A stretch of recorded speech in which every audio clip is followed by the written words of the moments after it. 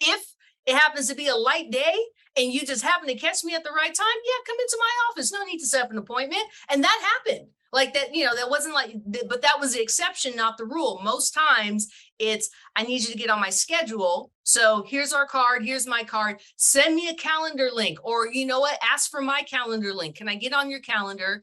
Don't take up an hour and a half, 2 hours. Like, you should be able to show me some value within 20 minutes.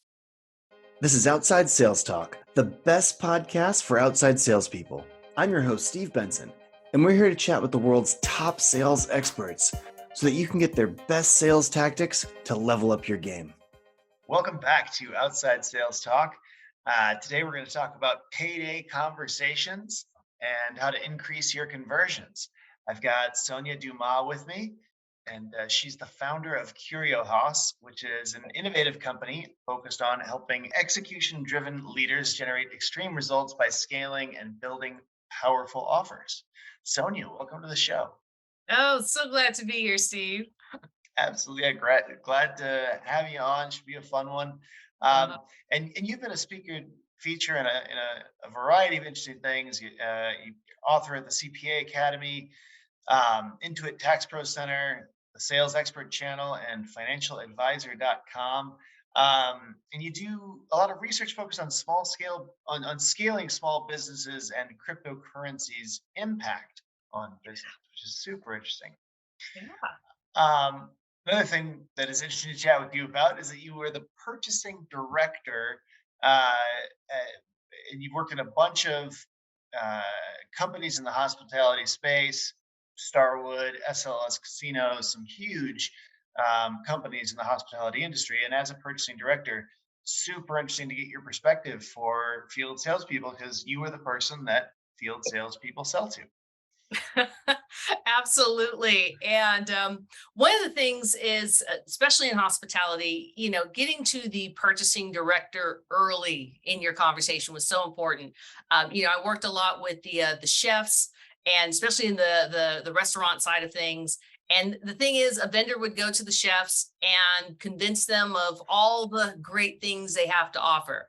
But the problem was the purchasing director and the chef has to be in, I would say, a bit of agreement on what the budget was. So, being able to spend $30 on mushrooms versus going to Cisco and spending $5, you better have a good relationship with both ideally the chef and the purchasing director, because at the end of the day, what I was in countless conversations, and a lot of times how I felt about a vendor, and notice I said the word felt, how I felt about a vendor is actually what helped to guide the decision. Now sometimes quality is quality, and you have to go with that, and there is no other option.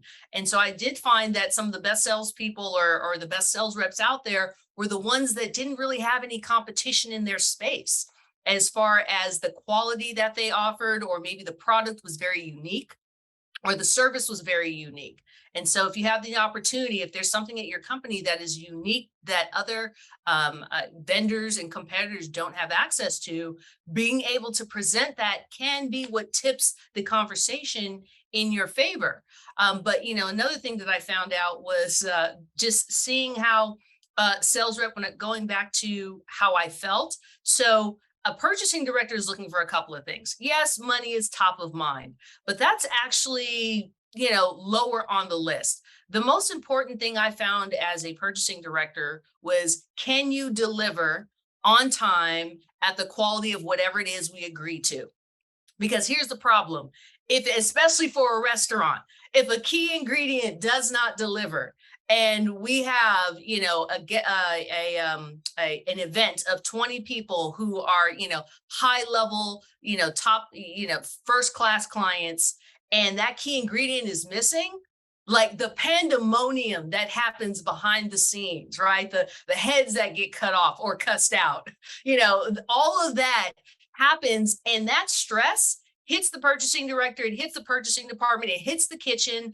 And so the fact that you were $2 cheaper or $2 higher doesn't mean anything at that point. So purchasing directors are typically looking first for quality. Are you on time? If there's a problem, do you fix it? You know, especially on the weekends, like, hey, saying, hey, our offices aren't open. Like, look, drive to the hotel and figure it out. Like, get me my stuff.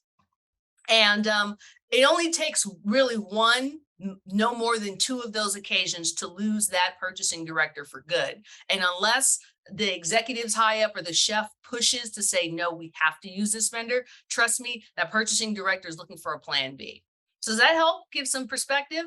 Absolutely. Yeah, I think that's really helpful for people to hear the perspective. And there were a lot of really important nuggets in there. You know, the trade-off between willingness to spend money as a purchasing director to reduce risk, you know, to the risk of not on time deliveries, the risk of lower quality, the risk of them not be able to fix something on a weekend if they forgot to send the mushrooms. Like how can they cure the problem?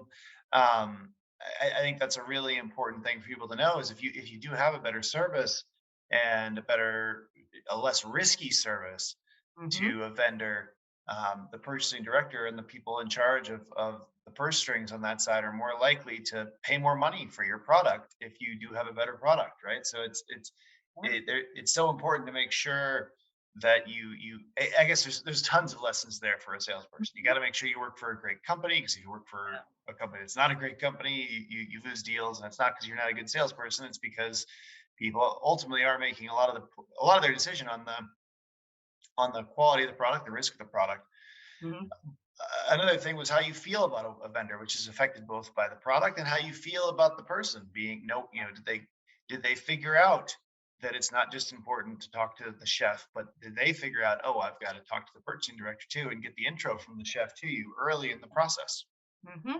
That Mm-hmm. changes the way you feel about them. So like a lot of people feel like they're being too pushy in sales, I think, when they're like, hey, who else should we have involved in this conversation? What does the process look like to make a purchase? What are there legal things or budgetary things that we have to have sign off, and who would be the people that sign off? You know, you feel like you're Mm-hmm. putting your prospect, you know, putting them out a little bit, or like, you know, going around them, or you know, being annoying to them by asking those questions. But actually, it's in everyone's best interest to figure this stuff out early on, because you know you don't want to piss off purchasing director later on. Yeah. And you know, some of the feel part is nonverbal, right? It's how you show up, it's the cues. Are you paying attention? Or does it feel like you just want me to sign the contract? And the thing is, at that point, it's not about price. Like, I mean, we're really splitting pennies a lot of the times when you're going after a service, because unfortunately, a lot of services are, or in products are commoditized. So we already know the range. There's very few that's offering like something that's out of range. So whatever you're offering, you're probably within a 10% range of whatever your competitor is offering. That's like what I saw across the board, especially if it's a product that isn't necessarily exceptional, like mushrooms, right? Or even Right. like your beer. Unless your beer is crafted in a way that nobody's ever heard of before, you're all in the same price range because the company's already done that market research to figure out what your price point is. And so the feeling part, it's you can't really quantify it, but don't ever underestimate it, because if someone doesn't feel like you're connected with them, going back to connections with people, then they'll put you in the, okay, we're just going to put you through the bid process, which is the worst process, because that's usually just a formal way of doing things. And to your point, when you were asking about, you know, who are the key stakeholders in this conversation, like, take some of the corporate phrase, like, who are the key stakeholders in this? Just be like, who else needs to be a part of this conversation? Be casual about it. Key stakeholders feels like, once again, you just pulled me back into a sales process. But the thing is, asking, you know, who's going to have a direct impact on you being able, or not so much direct impact, who else do I need to engage with in order to deliver this to you? That's another way of phrasing it.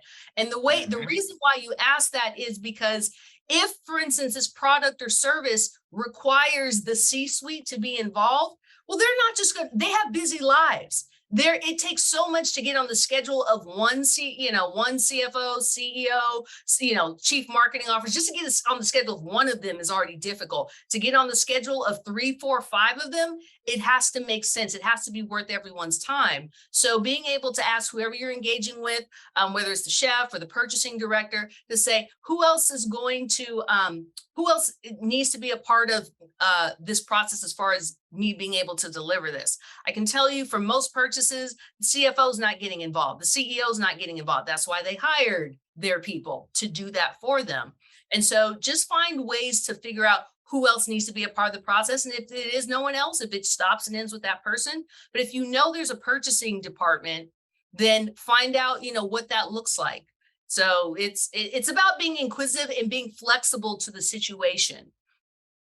Yeah, well, and I think a lot of people that you're selling to aren't necessarily professional buyers, right? The purchasing director is, but if you're talking to the the head chef about new mushrooms or new tomatoes or whatever it is, I literally yesterday talked to an executive at a company. They sell cheese like to Italian food restaurants and pizza places and stuff like that. I mean, it's like they sell $100 million of cheese a year or something. It's crazy, but they have field salespeople, and so that's why I was talking to them. But Mhm. I think they you're talking to when you're talking to the chef about purchasing whatever the thing is. This may be the first time they've purchased something in their organization. They might they may not know. Oh, you're going to give us a contract to sign. There's a whole process for that. This is Starwood. There's a legal Yeah. department, and we're going to have the legal department sign off on this. I can't just sign your contract. I'm not authorized to do that. I'm the chef.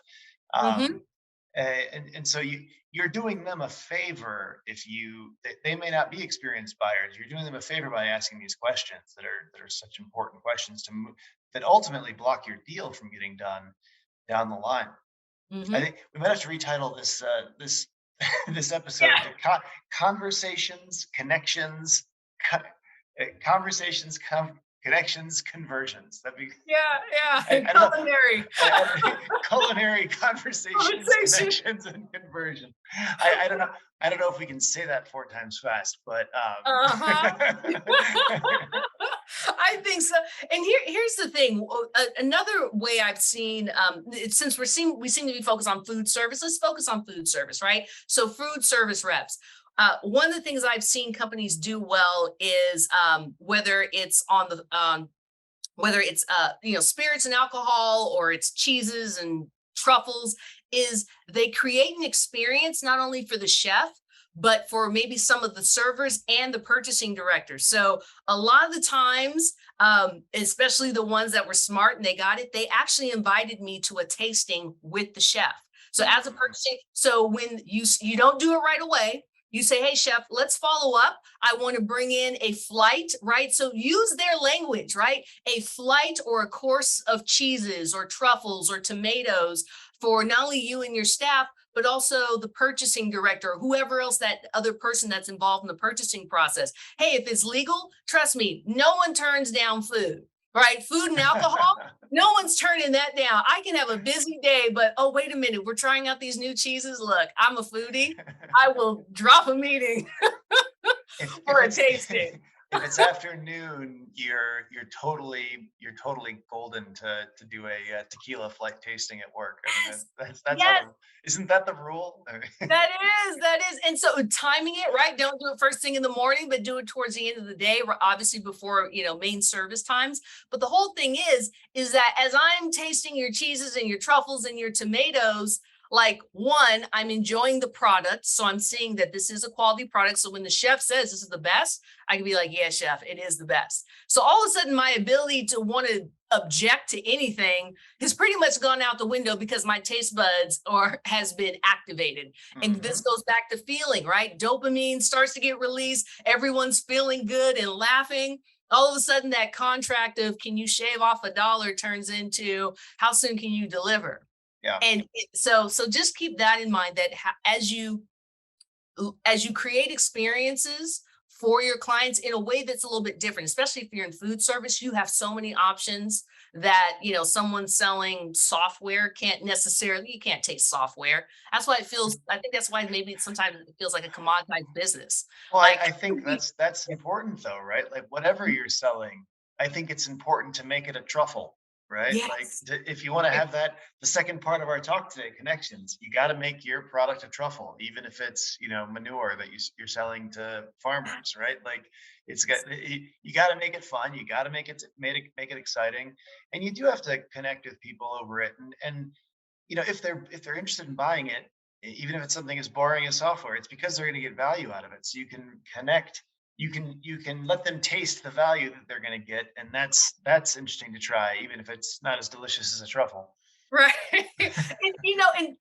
Interesting enough, selling manure, right? Being able to bring in different kinds of, because, anyone's farming agriculture, we kind of like putting our hands in the soil.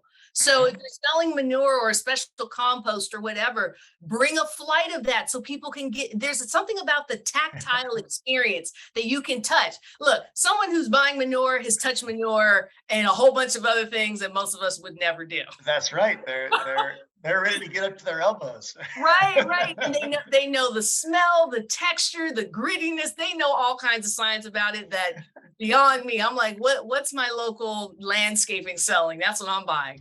But the whole thing is you create a tactile experience that feels real, that that once again triggers in the brain, I like this or I don't.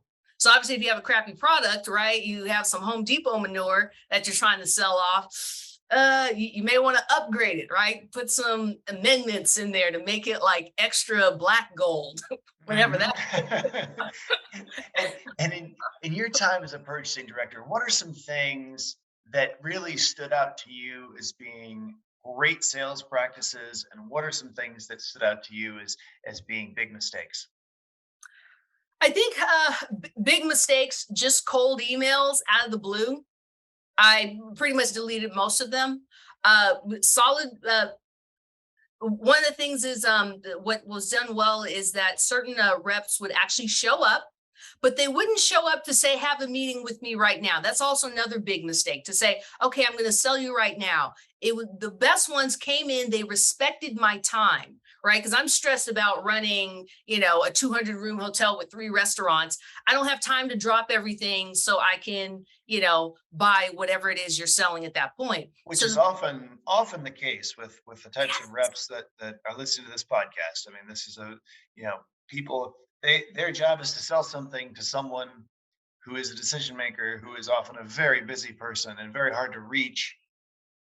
Reaching them is half the reason they're field sales in the first place. I mean, if Right. we could just toss our product up on a website for, I could throw together a website in 2 hours, and we could just do the whole business through that, right? Like there's a reason that doesn't work, Right. and so this is such an important thing for people to understand, is the perspective of this busy person. Like, I got 17 things right now on my to-do list that. Right. And not to mention the 10 things I wasn't able to get to yesterday because a fire came through, because a vendor didn't deliver or its systems went down. And so know that when you do show up, one, the minute they know you're selling something, guards are up. So it's, can I schedule some time with you? Right. That's a bet. So knowing that, yes, this is a 2-step process. Now, if it happens to be a light day and you just happen to catch me at the right time, yeah, come into my office. No need to set up an appointment. And that happened. Like that, that wasn't like, but that was the exception, not the rule. Most times it's, I need you to get on my schedule. So here's our card. Here's my card. Send me a calendar link, or you know what? Ask for my calendar link. Can I get on your calendar? Don't take up an hour and a half, 2 hours. Like, you should be able to show me some value within 20 minutes. And then I'd say to get the meeting, it's got to be faster than that. I always think about the old holding the match trick, where like you have to be able to give your basic pitch before the match burns your fingers.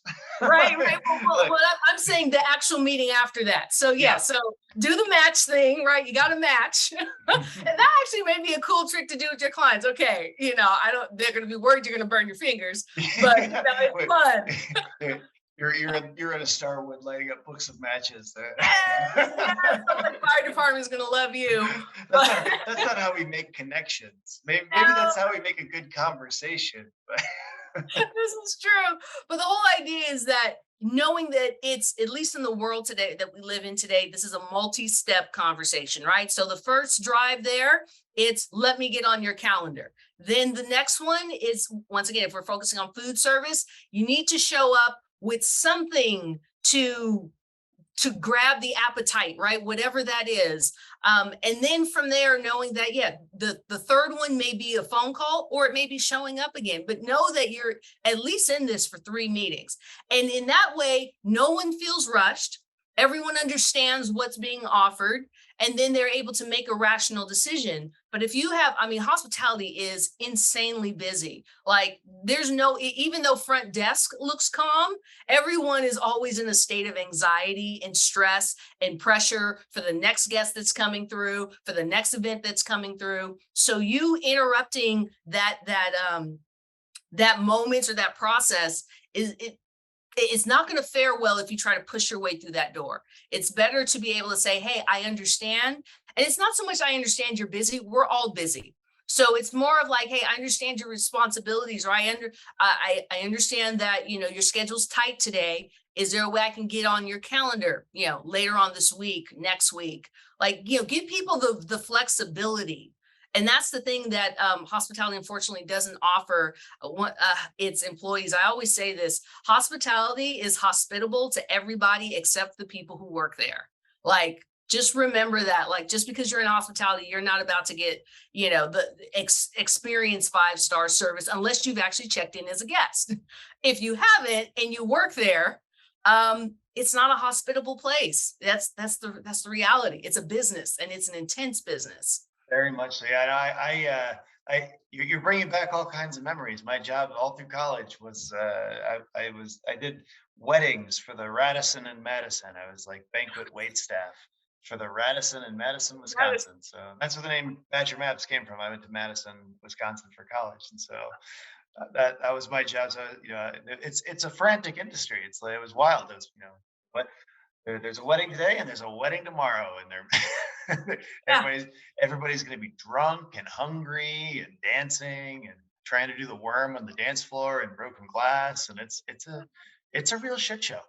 Yeah. And the thing is, your experience, it's like Groundhog Day. For those who work there, it's like you as a guest thinking, oh my gosh, this is the first time ever. Like, you know, this is the most one. And it's like the staff is like, this is the 10,677. Yes, your wedding is the most special. Your birthday is the most special. Like, of course, everyone's the most special, but they've been through like 500 of them, like in the last like quarter. So it's like, all right. All right, put on the smile. Hello, welcome. I'm just trying to keep track of who the mother of the bride is. That's what's important. Right. And everything has to be flawless. And the Mhm. thing is, the staff is usually stressed out, so mistakes happen. But for some reason, the guests think that everyone is, you know, you had 8 hours of sleep and you just got back from a spa, and that the staff is just at their most pristine. And that takes skills, because one of the things I recognize is boutique hotels, they're small for a reason. So that way they can keep quality high, because the minute you become a 500-room hotel, it is a shit show. And Yeah. that's said in emails all the time. Well, guys, it's another shit show, another day. But somehow we make a profession out of it. We make money. Hey, it's a huge industry, right? Yeah. So how does the it being a digital era now, how has you know, thinking, speaking of changes since when I was in college, now that it's a digital era, how can a sales rep approach a conversation in a more human way? You know, kind of, and still focus on it being a win-win for both the prospect and your business. So, you know, one of the things I've found when it comes to sales is something I like to call the process of seeding, right? So, uh, when's the best time to plant a garden? Usually as early as possible, right? Because you don't know what's going to happen long term, you know, down the line. And so the best time to start to seed prospects, because not everyone's ready, especially with purchasing. Sometimes contracts are signed and you got to wait until that expires and all of that. But the thing is, having early conversations about the idea of having more, earning more, whatever that more may be, or whatever that value is that that particular business or purchasing director is looking for, having that conversation as early as possible is one of the ways that I would say, you humanize it, because you're not so much focused on buy my stuff right now, even though, yes, that's going on in the back of your head. But the whole idea is for someone to feel what I call the event of discontent. At some point, right? I think there's a statistic that says at any given time, only 3% of your market is actually in buying mode. And the other 97% are either in status quo mode or they just bought something, so they're not interested or they're not even looking. And so you being able to show up, say, hey, especially if you're new to the area, hey, I'm new to the area. This is one of the services or products that we offer. Not here to sell you right now, or not so much sell you, but I just want you to have a face to a name, see who I am, understand that, this is how we give you more. And it's not so much more value, more service, more quality. It's we get you more of whatever you want to achieve, right? So, and like I said, that could be a variety of things. But the whole idea of this preceding is that at some point, this event of discontent, not feeling like we have enough. I think it's just in human nature. We get discontented. So we decide we're going to like tear down half our house and remodel it. Like the house was fine 2 months ago, right? But all of a sudden we're just discontented for some reason. So we need to go and buy something, change things up. The staff I have, no one's good. I want to get rid of everybody and start all over. Like how many times have we had that just personally in our own lives, this event of discontent that drives you to go buy something? And usually you buy whatever it is you remember has been seeding. Like, what? I think it's about time I bought that Lambo. I'm like, what? I'm upset. We're just gonna go all on the Lambo right now. It's whereas last week nobody was thinking about Lambo, right? I think this is where midlife crises come from, right? Yeah. Where event of discontent happens, and all of a sudden this person's in not only buying zone, but I want to buy now. I want to fix the problem now. So the event of discontent can be like, I've had enough with this problem, whether it's, a weight issue or not enough revenue, or I'm tired of my clients leaving, or I'm tired of always having to hire new people, or I'm tired of my internet service provider going down. Like some problem triggers them to say, who can solve it now? And if you've been showing up on a consistent basis, and this is where the consistency comes into play, if you walked in the door when that event of discontent happens, chances are you're getting that sale like almost immediately. Because it's like rip that problem, shred it to pieces as fast as possible. Absolutely. Yeah. So such an important, I feel like one of the huge takeaways of today is how you have to be inside of the mind of your prospective buyer and really, learn to think the way they think, put yourself in their shoes, empathize. So important. On these, you talked about payday conversations. What are payday conversations, and how can salespeople apply the ideas behind payday conversations to improve their performance? Yeah, one of the things I like to look at, the lens I look at payday conversations from is, I call it the 3 C's. Curiosity. There's something about sparking our curiosity, which really is about attention. Something grabs our attention to say, I want to learn more, or I want to experience more, or I want to experience what that thing is and what it does, because it's not so much what it is and what it does, but what it will get me, right? What are those results? And so curiosity starts with, once again, how you show up to this prospect at least the first time. And sometimes curiosity can be, something as simple as some kind of almost kind of like a little bit of a remember me gift, or and not, this isn't about like bribing or buying or buying expensive things, but it's something that says that more that you're looking for, I know a little bit about that, right? And that could be a variety of things, but there needs to be something, I'm going to say tactile, that scratches the curiosity itch. And once that curiosity itch happens, then it's like, let's have a conversation, because we want that question answered in our mind. What if? Because curiosity is always about what if, right? So how can you take that? What if I do change my service provider or my food service provider or whoever's providing this product? What if I change and I go through the process and the intensity and the effort of changing? Because that's also painful, right? Because your client wants to get rid of the pain. But if they feel like the effort is not going to be worth the result, they're not going to do it. It's like, oh, it's too much of a pain. But when you ignite curiosity, that leads to a conversation, then it's about confidence. And this goes back to what I said earlier. It's confidence that you can, beyond just deliver, it's confidence in who you are as a person. So, as an outside sales rep, be aware of the companies you choose to align to, because even if you switch to another company, at the end of the day, people are going to attach that stigma of that last company that even you said was crap, right? Like, yeah, that was a crappy company. I shouldn't have worked for them. Well, in the back of their mind is like, so why did you? Did you need the money? Like, why did you put your reputation into a company that burned my business or burned my client? And now I had to play fix up. And now you're saying, oh, but now I work for this greater company that's even so much better selling the same thing. Well, that may be true. This new company you're at may be even better.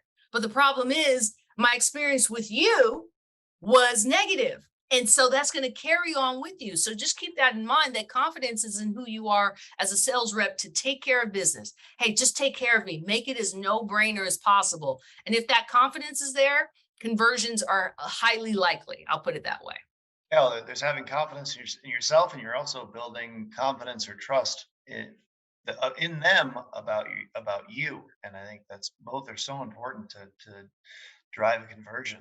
There's so many great C words here. It's really we're going to write you a new title to your book. I'm working on it in the back of my mind right now. Your next book is already got a title. All right. Can you write the foreword for me? Yeah, sure, I can do that. I do that sort of thing.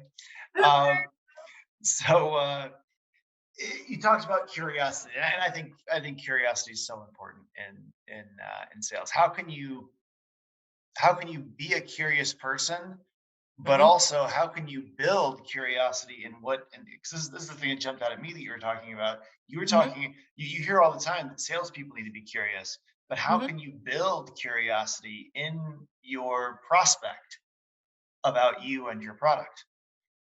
I think though one of the things is not to go down the list of like all the features. It really I wouldn't say unfortunately, it is it's about imagination. That's why I use the word what if, right? What if you can have more? What if this problem never has to exist ever again? What if, right? So you're taking people down an imaginary future that they want, right? This is something that they want, but they don't know how to access it. And all the service providers that provided for them up until this point, they haven't really made traction with them. So it's starting with that's really I would say the key phrase is what if. And it's not about what if you can work less and make more and live this live anywhere lifestyle. Like everybody says that, but at the end of the day, when you understand, especially if you've been in your business for a while, you've talked to enough clients and prospects that you know what their pain points are. So you can say, hey, what if you would never have to have one of your staff members come in and say the system's down again. What if you that conversation? Because then all of a sudden they're thinking about the 2 or 4 or 10 times a week staff members interrupt their world to say it's down again and you're the only one authorized to call customer support and they want your blood and your fingerprint in order to even give you any help. And like, what if that didn't have to exist anymore? Because here is what we do to make sure that problem is not even a problem. And if it is, don't worry, it's taken care of. Text me. Here's my number. Text me when you're like, and all you have to do is say, fix it. And I'm calling you immediately. I love it. It's such a great way to look at it. Um, and, and and how can you separate yourself from your competitors with this? How can you build an offer that is differentiated from your competitors? Well, it goes back to, what's the size of your company? If you're working for a small firm, a boutique firm, you have a little bit more flexibility. If you're working for a big juggernaut, then you got to work with what they have. But, for those of you who are in small boutique, privately run businesses, I would say one of the things is to one, document the feedback that you're hearing, right? From prospects, from clients. And it's super simple. Write down whatever their problems are. And then what you have to do is take those problems and turn them into a product, right? So if the problem is that, let's stick with the system's always down, right? That's the problem that they always talk about. Well, in your product, it's, system always up package, right? Things are always up. You've just named the product, the problem as a product. And so in a way, and then you can add as many features as you want to that, right? And it may be only one or two things that you need. You don't have to go overboard. You just have to do more than what your competitors are doing. So if your competitors are only offering, service support Monday through Friday, 9 a.m. to, 5 p.m., then your, never a down moment package is 24/7, 365. You send a text to this number, and someone's on it immediately. And being able to show, and here's a cool part. You're like, okay, but the company, they have to then make sure those processes are set up, and we have the staff, or we have the tech to support that. Guess what? You get to charge a premium now because your competitor's not offering that. So you can easily charge 3, 5, 10 times more. To know peace of mind is priceless, but we are going to put a price on it. And so the price is, if you go with your competitors, you're spending $700 a month. If you go with us, you're spending $1,800. But guess what? You have peace of mind 24/7. And when stuff goes wrong, and from what you've explained to me, stuff is always going wrong here. I'm taking this problem off your plate. So that's another way to create curiosity, is to say, what problems can I take off your plate that, you've just had enough of, that you wish somebody would help to solve, outside of like world peace and curing global hunger, like outside of those issues for your business specifically. I love that. And we talk a lot about innovation and changing your messaging. What are some of your biggest takeaways from your time in this role that salespeople what can they do to improve their message, to craft their message to have greater impact? One of the things that, being in tune with what's going on in society, people feel powerless on a lot of different levels, especially if you're working for a big company. You can feel powerless, like nothing I do makes a difference. And even owners, especially entrepreneurs, small business owners, a lot of them feel powerless. Like, I'm doing all these things, I'm investing all this time and money, and the results I want are not really happening. And so in your messaging, being able to show people you actually do have power, you do have control. And this isn't like mythical stuff, right? This isn't like mystic, euphoric, whatever. It's more about, how can you show people that if you take these actions, your power increases, your outcomes increases, the support that you need. So a lot of people just feel like, there are a lot of people who own businesses who just feel like they have no support. They're surrounded by people. This is a thing I learned, being a purchasing director, is seeing how many other directors, whether it was a food and beverage director or the finance director, they had a staff, they had people, but they had no support. Think about that. And being able to be, even if you're on the outside, someone who supports them as an individual, you're supportive of their career, you're supportive of them succeeding. Guess what? When they eventually get fed up with the company that they're with, say it's one of those companies, they're going to take you with them wherever they go. Whatever that next job, that next opportunity, or if they decide to start their own business, or making a recommendation. You never know who you're talking to that is the next step in your career, but all because you're showing them, here's how to have power, here's how to have control, and not like, narcissistic control. This is helping to control your outcomes in a way that supports whatever your bigger goals are for yourself personally, and for your department or for your business. Yeah, it's funny, through my career, and the last decade I've been running Badger Maps. Obviously, the we get this is such an important concept that you just outlined. I mean, so much of our business has come from people that have changed their jobs. It's like they're at this company, and I guess this is also partially because we sell to outside salespeople who frequently do change jobs, right? But the so much of our business is cut. Like, we've had guys who are like the VP of sales, and a VP of sales tenure, in a lot of industries is like 1.75 years on average. So they're basically moving around all the time. We've had guys go to 4 or 5 companies in the last decade and just they bring us bring us along. They show up at a place, first thing to do, pow, pop this in there, and Mhm. and it's and it's amazing. It's sometimes I'll be able to track through. Like I'll find like I'll be talking to someone and they'll be like, "Oh yeah, I've been using your stuff for years. I used it here, and then I brought it here, and then I brought it here." And I was like, are you why they bought it at those other places?" They're like, "Oh yeah, yeah, I told them about it." Like, Yeah, and your clients basically becomes your sales force. Who yeah. knew? Well, Who knew? it's funny. It's one of the best things about selling to salespeople is they're great at communicating value. So like they switch jobs or they're just talking to someone, in the waiting room somewhere, and like they're able to quickly communicate that value, before the match burns down, right? So Right, like, right. They do it for you. They already have the trust factor, the credibility factor. And here's what's really cool. Because they bring in Badger Maps, right? So they bring in Badger, it makes them look good. oh So yeah, the C-suite all of a sudden is thinking, oh yeah, we made a great hire.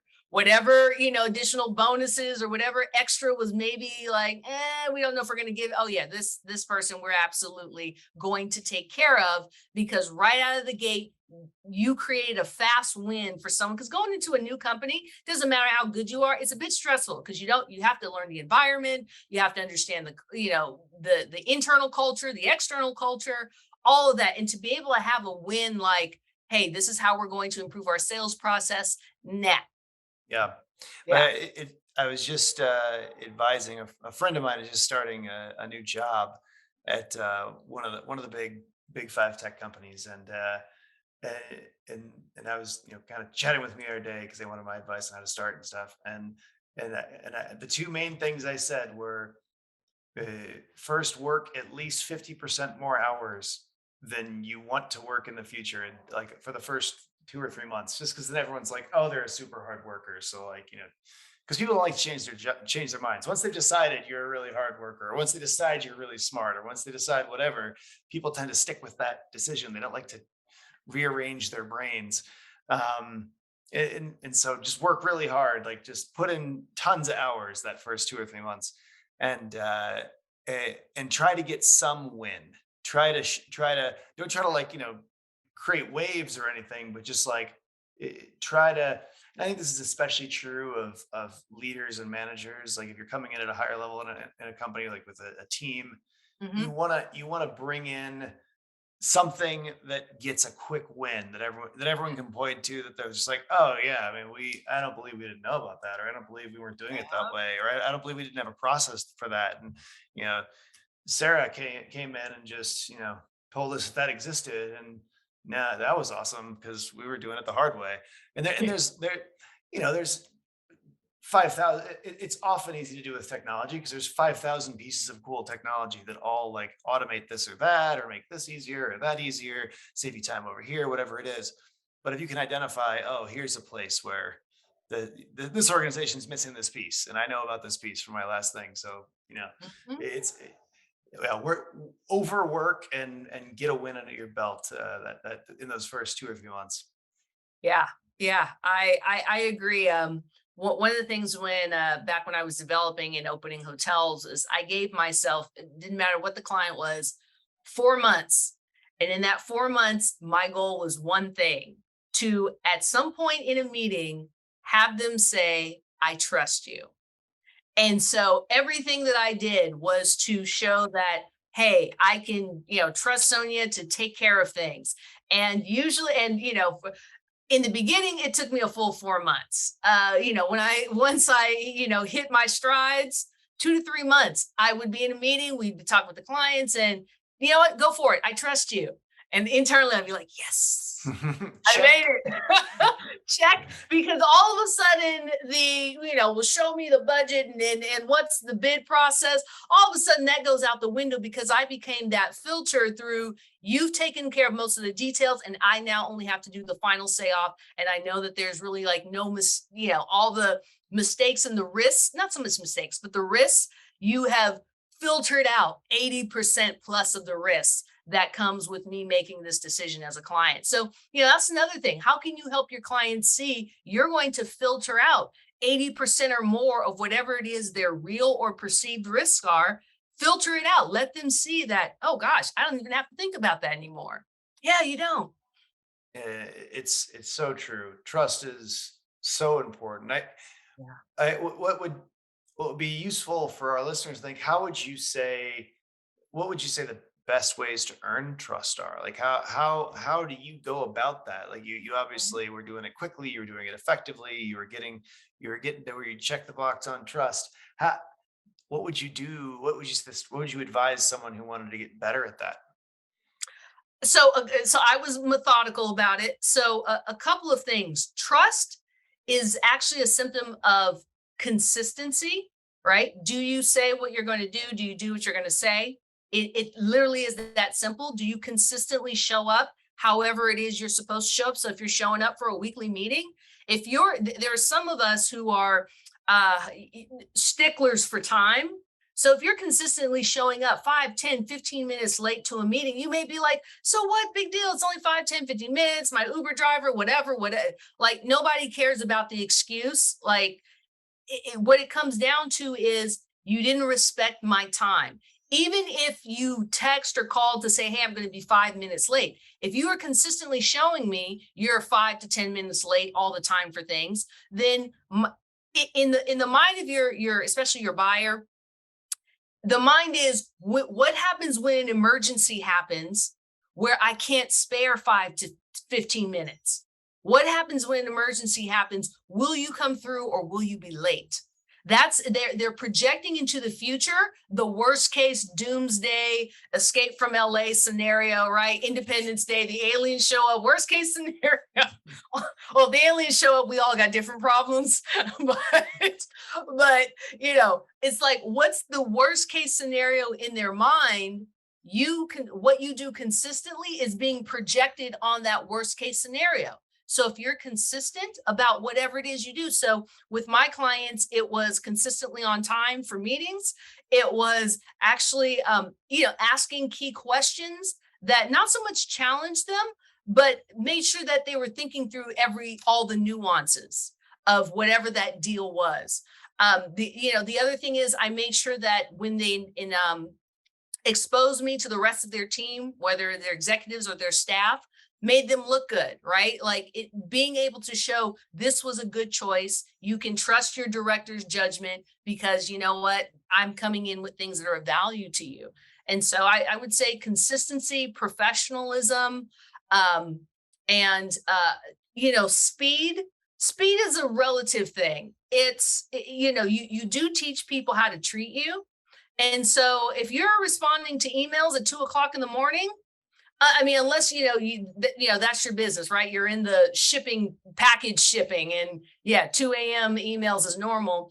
But if for most of us, it's during the day. So if you're responding during crazy off hours and it's not an emergency, you're teaching people you're on all the time.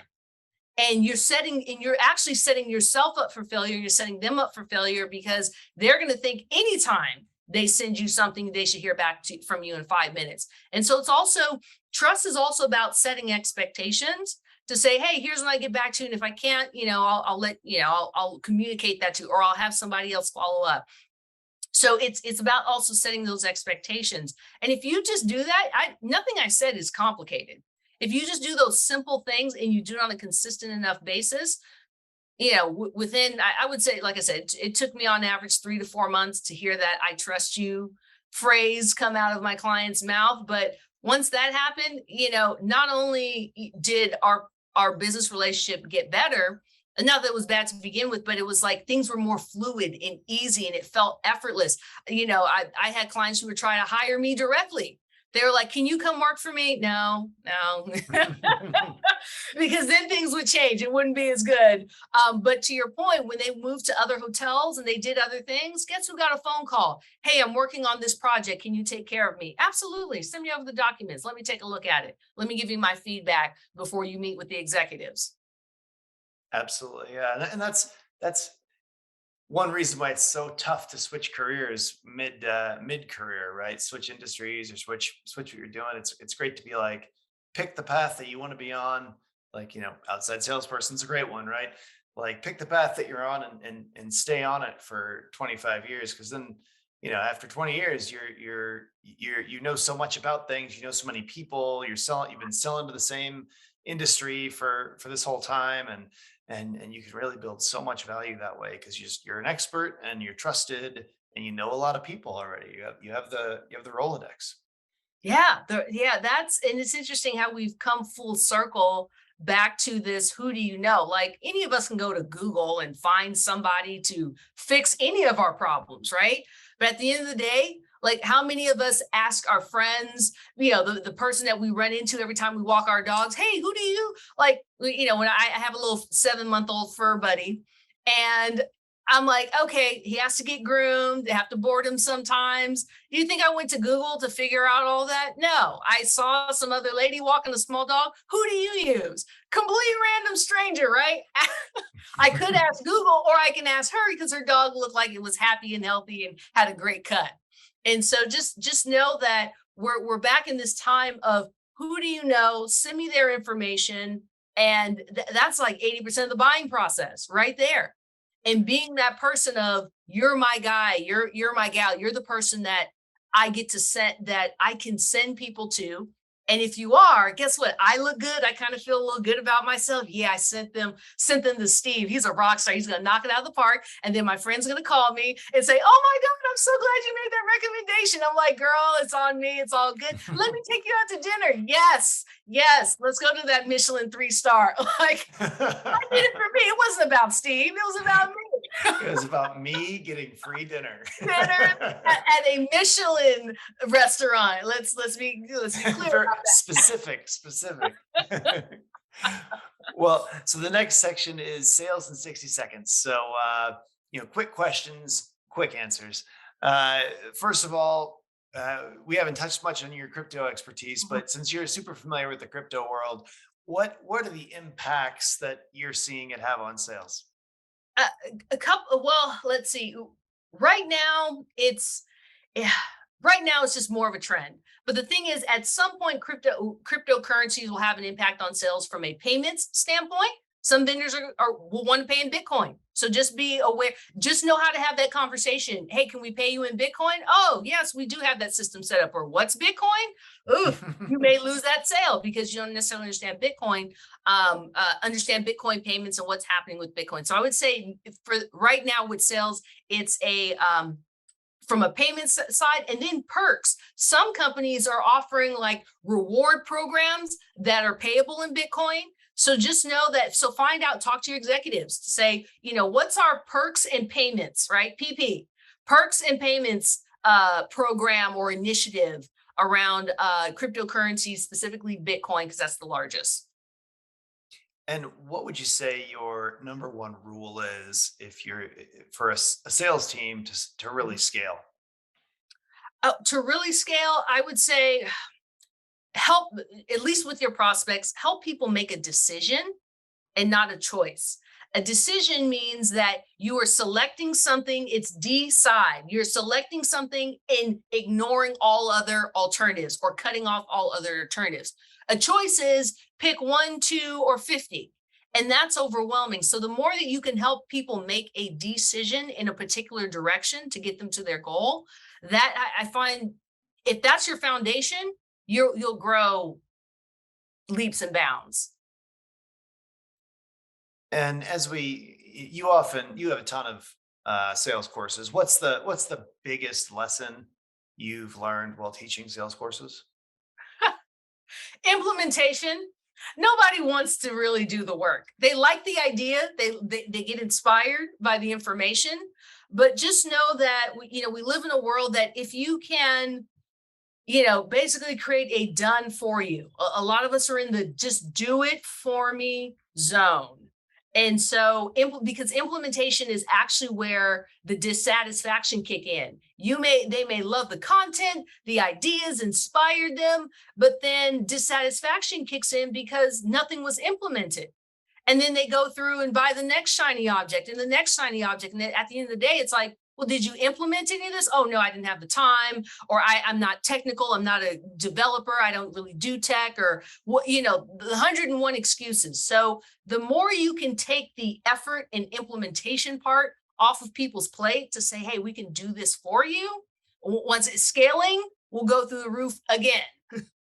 So help people make a decision, help them implement, and also know if they can't implement, right? So oh yeah, we're going to handle that, because in the back of their mind, they're like, oh yeah, I'm going to save $500 a month if I do it. It's like, actually, no, you're going to spend probably closer to $2,600 a month, because your hourly rate to do it, plus the learning curve to do it, like you don't have that skill set to actually do it. So it's actually going to cost you 3 to 4 times more versus you paying us to do it.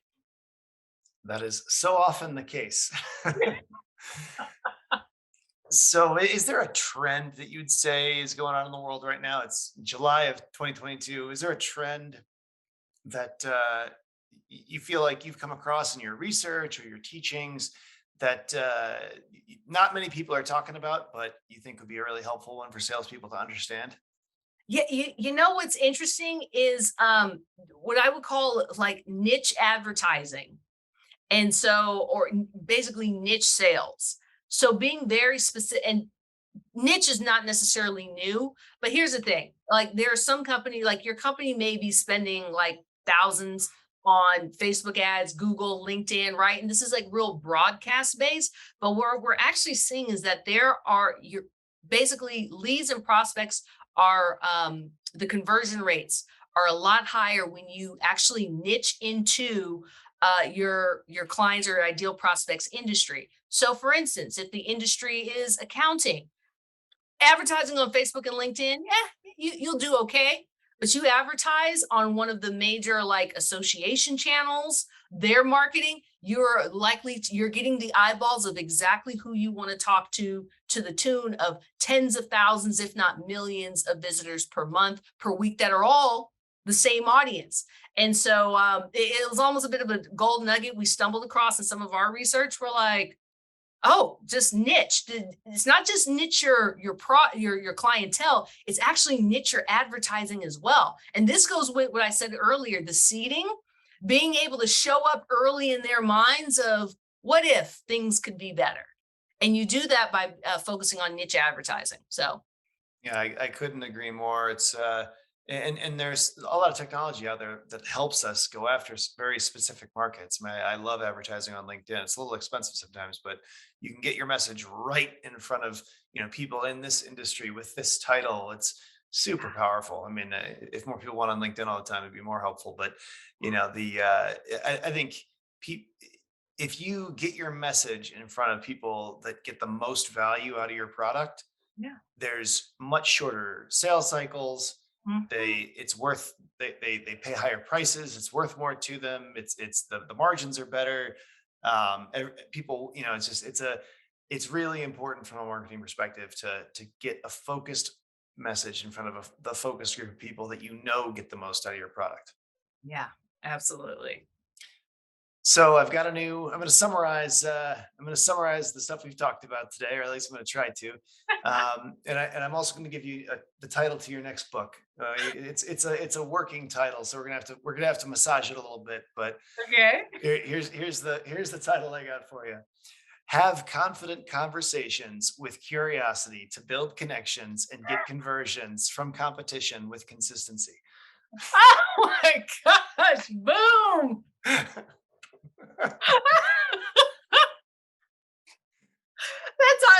I would buy that to say what? It's hard to read, but you love you love all the C words. I just strung them together for you. There you go. I love it. I'm glad you came up with that. All right. You can have that one for free. I'm charging you to title your next book though. There you go. The next one. The next one. This one's free though. This one's free. So to summarize the stuff we talked about here, first of all, how prospects feel about a vendor often helps guide the purchasing decision. Think about ways to be unique, to stand out amongst the competition. Make sure that you maintain quality and that you meet a customer's or prospect's expectation. Things like even simple things like being on time. You want to be inquisitive, curious, and flexible when you're selling. You want to ask the other key stakeholders things like you want to say, hey, ask you want to get in front of the other key stakeholders, bring them into the conversation by asking things like, well, who else do I need to engage with in order to deliver this to you? Who else needs to be in this conversation? Is there a process for that? You want to create experiences for your prospects that are different in order to stand out. You want to respect your prospect's time. You want to ask to schedule time before jumping into your sale. Start seeding prospects from the start. You want to talk about having more and earning more. You want to show them the promised land that your product will take them to. At some point, it's often the feeling of discontent that drives a prospect to buy. Mhm. So, payday conversations involve curiosity, confidence, and conversions. Curiosity is how you show up. Confidence is you got to have confidence in how you can deliver and who you are as a person. And also, you have to build that confidence. You have to build confidence that they can hold in you, the prospect can have in you. And then conversions, curiosity and confidence leads to conversions. So many great C words right there. So think about how you can customize. Ooh, see, customize. I didn't get the word customize in there. We might have to do some editing, but customize. Uh-huh. So all your main points start with C. It's like this. It's Uh-huh. like the 8 C's is the that could be another name for your book. The 8 C's. Uh-huh. Think about how you can customize your offer in order to be more competitive, and this allows companies to charge more for those extra value add-ons. A lot of people feel powerless today. So you want to show prospects how they have power to take control over their outcomes. Show your prospects how you can filter out 80 to 90% of their perceived risk and take that risk off the table to close the deal. You want to build trust by being consistent, being on time, asking questions, and making your prospect look good. This has been a really fun episode. Where can our listeners get in touch with you? How do they read more about your work? What's the best way to reach out to you? Honestly, the best way is LinkedIn. I'm very active on LinkedIn and post a lot of great content. And so reach out, start a conversation with me. Let me be your sounding board, right? Start a conversation and look forward to talking with you soon. Awesome. Well, this has been a great episode of the Outside Sales Talk. If anyone can think of any other reps that would benefit from learning these skills, definitely forward this episode along to them. If they just want to get inside of the mind of the person that actually holds the purse strings, the purchasing director here. Definitely also always appreciate if you can leave a rating for the podcast. That helps me spread the word about what we're doing here for outside salespeople. Thanks so much for coming on the show today. It's been really great to talk to you, Sonia. Awesome. Thanks, Steve. Thank you. Take care until next time.